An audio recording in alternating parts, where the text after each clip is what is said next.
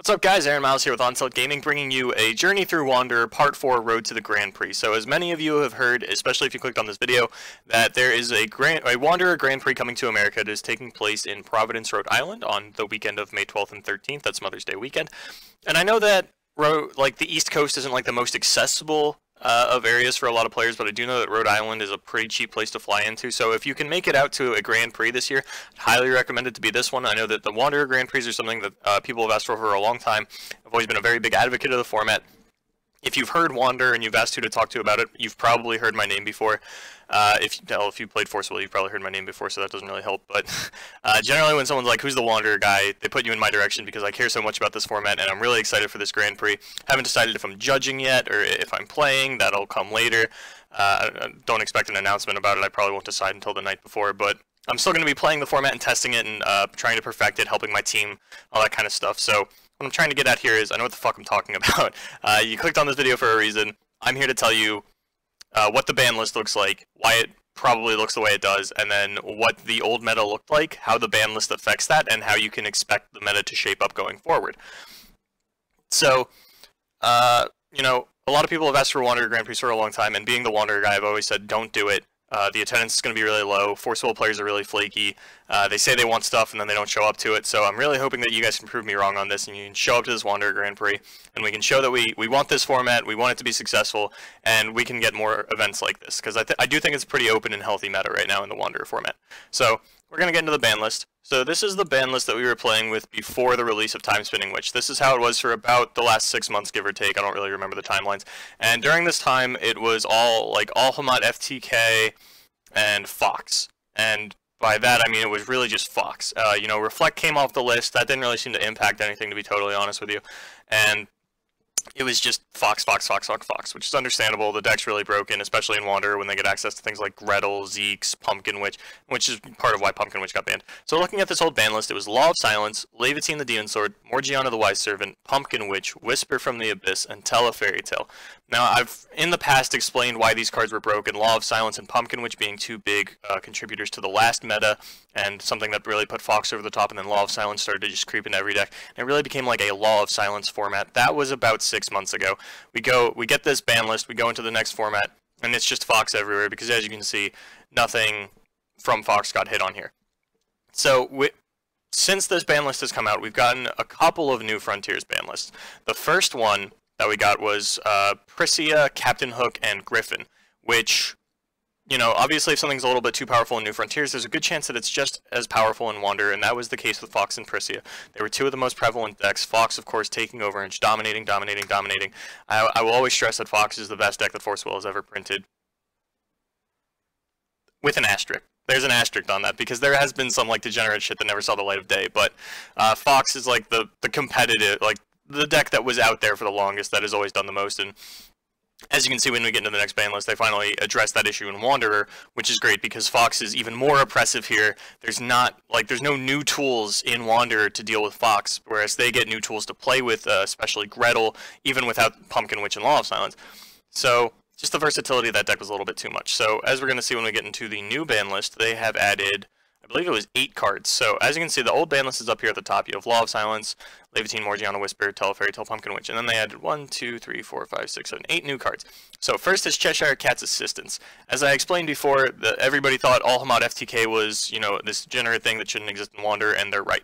The deck wasn't especially consistent, however, it's really frustrating for new players to come in and have to deal with an FTK where I just reveal the top card of my deck, shoot through a bunch of zero-cost cards, and, like, there's absolutely no interaction. There wasn't really a way to stop it. So that was obviously really frustrating for players. It wasn't like it wasn't as big of a problem competitively as you might think, but it was definitely that gate of entry of like, oh, I don't want to play that format. There's that stupid FTK deck. Like, I don't want to have to, you know, side deck for that and main deck for that and just lose to it. And like, if I play it twice, then I'm out of the tournament. And that's never a fun time. Obviously, if you're going into a format where you want to be having Grand Prix, then you really can't have a deck like that exist. And that's the big thing about this ban list, is this is the first ban list that has actually been made with competitive play in mind. The previous ban list, there were like Masters events in Italy. There was like some day 2 events at Grand Prix in America, but it was more of like it was more of an afterthought format. It was like, oh yeah, like Wanderer exists, those cards are printed, we should probably do something about it. This is the first time that we're seeing a Grand Prix in America in the Wanderer format, and the ban list reflects that. This is now the kind of ban list that you would expect to see for an Eternal format in a competitive game state. You know, there's like 14 fucking cards on this ban list or something. That's a lot. That's how many you should have. That's good. Force Will is taking steps in the right direction, trying to balance out the Wanderer format. We need to support them now and show up to this event, play this event. And look at all this. There's a lot that's banned. That means there's a lot of new shit that you can play. So that's why Cheshire's Cat Assistance is banned. Prisia, if you've been playing the game anytime in the last year, you know about Prisia, or have at least heard the name. You know, it was the turn 2 OTK. Levitine's banned, but even with Sprinting Flame Horse, the deck was still extremely powerful. Even the ruler side was just way too much to handle, and there was no counterplay to that because it's not an activate ability. Shackles doesn't stop it. So Prisia getting taken out makes a lot of sense. It was the aggro queen. It was way too powerful. Aggro still exists, just not Prisia because that was too much. Then you have Demonic Dead and Griffin. So Demonic Dead and Griffin, obviously the hits out of Fox. Griffin getting hit, you know, obviously slows the Fox deck down a lot, but in Wanderer they still have access to Gretel and things of that nature. You know, maybe even Blessing of the Kings, Blessing of Yggdrasil, the card that puts a stone into play tapped, you know, get your killing stone, put it into play. So the Griffin loss in Wanderer might not have been enough. So in order to take steps against that, the company also banned Demonic Dead, which is the free resource that Fox would always have to, you know, make its degenerate plays at instant speed for no resources, just 500 life. Suddenly I've got a black resonator on the field, and I get to do all my shit. So it's very good that those two cards got banned in conjunction with each other. I was a little sad to be Demonic Dead. I was a little sad to see Demonic Dead go. I thought he could have been really cool in strategies with like Cthulhu's and maybe even like some Alice's World decks. And I mean like actual Alice's World, like just discard that to Guinevere. Guinevere also ended up getting banned, so that threw that idea out the window. But I thought it would have been pretty cool to see Demonic Dead function outside of a Fox deck. But you know, the company had other ideas, and Demonic Dead and Griffin are both gone, which is good because that, in my head at least, totally takes Fox out of the meta. Monkey, Trapped in Life, and Rasputin are just way too slow for the deck to function at a high competitive level. So you're going to see a lot of meta diversity thanks to those two cards getting banned. And then Severing Winds. This is a card that a lot of people have complained about in New Frontiers. I remember I had someone come into my local game store, this was a couple months ago at this point. I think it was leading up to Masters or right after Masters, so all I had on me was my Fox deck. And you know, he bought like a booster box and he started playing, and the first time that I played a Severing Winds against him, I think I saw all of his will to play Force of Will drain out of his eyes. That was a 0-mana counterspell. Is not something that's fun to play against, especially in Wanderer when you have things like Seal of Wind and Light, where it's... So the way that counterspells work and exist in every card game that they have ever functioned in is that you have to play a little bit behind on your mana in order to leave resources open for counterspells. Severing Winds doesn't do that. Free counterspells are fucking bad. And the big thing in Wanderer is that Seal of Wind and Light being an uncounterable counterspell in a lot of situations. It's not that hard to play Apollo or Moonshade. But the fact that, like, so let's say you have 20 fucking mana, and you've got this cool-ass 20 mana play that you know, and your opponent's got 2 mana open, and you're like, all right, cool, I can play this 10 mana card to bait out the Seal of Wind and Light, and then I can play this other card, and it's going to be great. So you play properly. You play card games like you're supposed to. You bait your opponent into using your counterspell. Your opponent is completely tapped out. That's when punishment should happen. That's how card games function. That's what it means to outplay your opponent. You put them into an unfavorable position and you punish them. And Severing Winds went completely against that. I shouldn't have to, you know, like, you shouldn't have 2 mana and be able to stop 5 of my plays, you know? And sure, that relies on you drawing 4 Severing Winds, but that can fucking happen. It happens sometimes. I've done it. It's happened against me, you know? So it's very good that Severing Winds went. I can't imagine the format would be very fun if, like, you were playing against 5-color control or something, and then they just seal your first play, and then they Severing Winds your second play, and it's like, well, you were tapped out, you shouldn't have been able to do anything, and that's one of those rare opportunities that you can actually get a control... Like, you have to work to get a control deck to tap out. They shouldn't be able to punish you after you've done that, so I'm really happy to see Severing Winds go in this format. Don't ask me about it in New Frontiers, I don't have an opinion. But I am glad to see it go in Wander. Then we have Horn of the Sacred Beasts. This one confused me a little bit. I could understand if it's, you know, for like Tree 2, because Tree 2 gets back all of the tools that it originally had when it popped up in New Frontiers. The Keepers, especially Keeper of the Past, Future, and Present of Verdandi, Earther, and Skald or something. But I could see an argument where it's like, oh, Horn can shuffle Tree's Grave back in, as we've seen with the Miracle Millennia Medicine loop in New Frontiers. It's pretty frustrating to play against Tree when they can't deck out. You either need a burn spell or a counter spell for their 0-cost card, and that's just a little bit hard to find room for. And not every deck, you shouldn't have to build your deck with that in mind. You shouldn't have to be like, oh yeah, I need to include this one Lightning Strike in case I play against Tree and they try to double horn me out of the game. You know? So it's good to see steps taken against that. But in general, Horn was just a great way for decks like Gwyber Turbo, especially the Featsync Gwyber Turbo decks, to recycle their resources to the point where they didn't really have to think about their plays. They could just overextend 4 Gwybers into a board, and it was like, oh, whatever, you know, if they all get wiped away, I'll just Horn them back into my deck, I'll draw them again. You know, easy peasy. So it is good to see. I'm kind of glad to see Horn go, as much as I do like the ability to shuffle my graveyard into my deck. There are other cards that do it. Zeke's does it, and now you actually have to think about that. And I do like making players think, because it's like, oh man, I have this 2-mana, you know, cancel a summon spell, or like board buff, or negate something that targets something. Do I really want to use that to shuffle my graveyard? The answer most of the time is going to be no. So I'm really happy to see that level of choice brought back into the game. And with Horn going, it gets a like Horn, Levitine, and or being on the ban list actually makes it kind of hard to play Ruler's Memoria, which I think is good. You want to tone down those 5-color strategies that you can see. I remember when Wanderer was first introduced, Ruler's Memoria was on a ban list. I don't remember if it was Italy's ban list specifically, or if it was the universal ban list. There wasn't really like a universal list at the point. But I do know that Ruler's Memoria Moonshade has been something that everybody's had their eyes on for a while, and I'm glad to see the amount of Regalia naturally, organically finding their way onto the ban list is kind of filtering Ruler's Memoria a little bit out of the meta, which is good. If you were playing New Frontiers at the time, every deck played Ruler's Memoria. It was impossible not to. The stone was just too good. So I'm glad that if you want to play a 5-color deck, you have to really think about it. You have to go, okay, I'm going to put in Ruler's Memoria, I need to put in these Regalia. Horn isn't just like the, so like Horn and Levitine were so easy to include in every deck, because they didn't like represent any play style. Every ruler could use haste. It was too easy. Plus Horn with Fox was, you know, oh my god, just shuffling your stones back in and stuff. And sure, we have more graveyard counterplay now, like Evil Elemental Uprising, things like that, but if you're relying on like a Shahrazad ability to Evil Elemental Uprising, I can just Horn a grave back in, you know, when you use your Shahrazad effect in response to that before you flip up the Elemental Uprising. So I'm glad to see Horn go. Didn't expect it, but glad to see it go. Change the World Orb of Illusion. Pretty easy to see why it's on the list. If anybody played New Frontiers when Reflect was legal, you'll understand how powerful that card was, how meta-shaping it was. And I think that Reflect surviving without the card is actually going to be a little bit difficult for it. It's really only going to exist as an aggro ruler, because it's very hard to like play a control deck and only be able to flip your ruler once. And, well, not once, but I mean only be able to like either search or negate one time, which is good. That's the thing that I talked about with Horn. It brings more decision making into the game. You can probably still play Reflect Control, but now you don't get to negate 5 cards and do a search. You have to pick, and I like that a lot. I like the decision making that brought into it. Reflect might even still be good as a control ruler. I could see them playing some of the older support that Reflect has that everybody forgets about, that puts more counters on your ruler. So we'll see how that goes. And then obviously like Orb wasn't really played in any other deck. It was played in Fox for a bit, but you know, it wasn't like the popular thing by any means. So it's going to be interesting to see how Reflect shapes into the meta with Orb gone, because it didn't make a splash when it first came off the list, but that was mostly because of how dominant Fox was, how fast it was.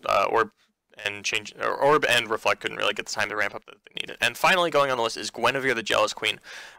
You have to imagine that this was aimed at both Gwyber strategies and Necrolance strategies. Obviously without this, Necrolance can't do its turn to Lancelot with Necromancy play. Sure you can if you Planting Beans the Necromancy to the grave, or you play Traveling Trader. Those are fucking terrible. Guinevere, just the amount of time that the longer she sat on the field, the more you could do with her. And that was a big thing for Gwyber Turbo decks, especially. If you remember Featsing's World, they would play a Guinevere turn 1 and then would probably just sit on the field the entire game. And there were a lot of times playing that deck where like you would almost deck out, and that's where Horn came in. Because you could just piss out all your resources, no fear of whatever your opponent had, draw out your entire deck, shuffle it back in, draw out your entire deck again. Guinevere was a bit much. And then I do think that taking that little hit at Necrolance is going to, you know, healthen up the meta a little bit, probably make aggro at least a little bit toned down. Guinevere was a little bit too powerful of a resource for them, especially in combination with Rock Egg. Now you really have to think about if you want to play Rock Egg and aggro, because your only sack outlet is likely going to be Cthugha, with Levitine and Guinevere both being gone. And then in the World type decks, you need to find a new draw engine, because this is the first time that we haven't had Morgiana or Guinevere for those decks to play with. So you know, the original lists didn't play Guinevere, they just played Morgiana, and they went through like Cheshire Cat and Familiar of Holy Winds and things like that. And then once that all rotated out, then Guinevere just became your supplemental draw engine. So now World players are going to have to adapt. They're going to have to find something new. And I think that this is a really good start to a ban list. There are like a few cards that I could, like, I think there are a few other cards that I could have seen on the list, but I'm not mad at this list by any means. I think the company did a very good job in their balancing of this. So that's good. And I think it's going to be a pretty interesting format. So now I want to get into the last format. So this is data from about a year ago, but to be fair, that was about the last time Wanderer was like a heavily played format, was April, May of 2017. It's when Italy had a lot of events. It's when we had our largest Wanderer events, starting with Billy Buttons' 1K at the start of April, followed by GP Columbus in, I believe, mid-May. Was probably I think we had like 30 people at that 1K for the Wanderer tournament. So I just want to kind of show you what the old format looked like, and then you'll understand how this ban list affects it. So this was taken from 8 events, 7 of which had top 8, 1 of which had top 16, and this is just the raw numbers of decks that topped those events. So out of 72 top 8s, or top 8/16 spots, so 72 top cut spots, 24 of them were Fox, 8 were Arla combo, 6 were Prisia, 6 Feetsing, 6 Lumia, 5 Alhamat, 3 Valentina 3, and then 14 other. And those others are just anything that topped 2 or less times. And that includes things like Mikage, Kaguya 3, Charlotte.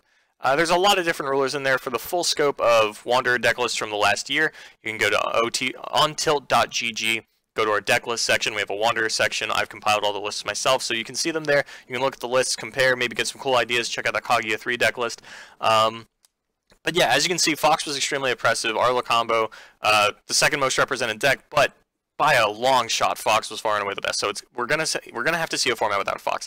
You know, there's no more Demonic Dead and Griffin. Fox is pretty much off the table. Lorite exists. Elemental Uprising exists. All these things. Fox is gone. Put it out of your head. It's not a deck. Same thing with Prisia. You know, it literally doesn't exist anymore. All the Lumia decks that topped were Lumia Law Lock decks. You know, they revolved around looping friggin' Law of Silence. So with Law of Silence gone, those are no longer on the table either. Same thing with Feetsing. Arla combo, while nothing specifically out of Arla combo got hit, Law of Silence was a big tool for that deck. So I don't expect to see that being played as much anymore. So take the top 1, 2, 3, 4, 5 decks of the last format, and this new ban list takes all of them out of the contention. Alhamat, sure, you know, Alhamat's definitely not going to take over, right? We got new cards printed to deal with that, things like Last Days of the Powerless Dragonoid, and Alhamat's never really been an oppressive deck. I've never had a problem beating it in tournament kind of thing. It's always been like a decent, like nobody's going to be like, oh, you shouldn't bring Alhamat to this tournament. Like it's always been a respectable choice, I guess is the best way to put it. And I don't think just because the top 5 decks are gone, Alhamat's going to take over. This is all data from a year ago. Obviously, a lot of new things have come out since then. Scarlet, Gil, Kirik, Shahrazad. Trying to remember what other rulers we play. That's about it, right? Oh, Fair. Fair's a big one. So if you look at the Forcible Facebook groups and things like that, trying to get an idea of what the casual players are playing right now, a lot of people are talking about Fair World, which is essentially the old Feetsing World deck with Fair. You know, Guiber obviously didn't get touched by the list, and while a lot of resources for it did, namely Morgiana and Guinevere, Guiber itself still exists and is a very powerful card, and you're definitely going to see that coming into this tournament. So I'll have another video for you soon, kind of breaking down what I expect the meta to look like. But for this one, I really just wanted to highlight the ban list, show you what the old meta looked like, so that you can see that like we are going into a very open format. You know, there's all these decks that were subjugated before by Fox have, you know, they can come into the limelight now. We can see everybody's creative ideas. And if you go back and look at these lists, there were some interesting things that topped, you know, even when Tier 0 Fox oppressed everybody out of Wanderer. Because look at this. I mean, 24-8, that's a big disparity. That's Tier 0. When you're topping 3 times as much as every other deck, you're Tier 0. So this was in a Tier 0 format. We still had like this relatively healthy meta of like all these other things topping. Fox didn't even take up half of this chart, and that was mostly due to a refusal by players to play Fox for reasons that will always escape me. But point is, we're going into a healthier format. The ban list is big, and that's good. And that's really all I can think to say. If you have any questions about this, feel free to message me, Marin Miles on Facebook. Check out ontilt.gg if you want to see these lists personally, and I'll be coming at you with another video relatively soon, trying to talk about the meta. mostly probably just going to talk a lot about Gwyber and Fair and how I think it's all going to end up shaping up. So look forward to like weekly or even bi-weekly videos leading up. We'll see how it goes. But you know, for On Tilt Gaming, I'm Aaron Miles. Thanks for watching.